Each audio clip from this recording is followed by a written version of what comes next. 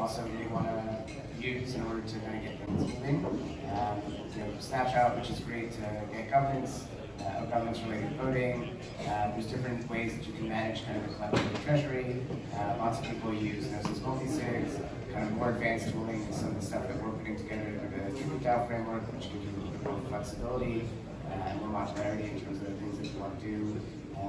And then, you're kind of off to the races. But what's amazing, I think, on DAOs is, Ethereum in particular has shown us how fast it is to pool capital.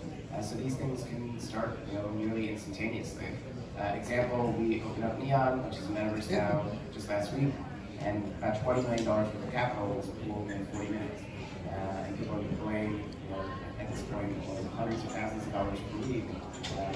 We will have to navigate the real world as a legal entity. So for us, we definitely have limitations and things of that nature. So for us, Jeff Golden from HSTC, he wrote this awesome paper on progressive decentralization. And what we're taking is an 18 to 24-month roadmap to decentralize our DAO, but we're doing it correctly to have preventative hygiene.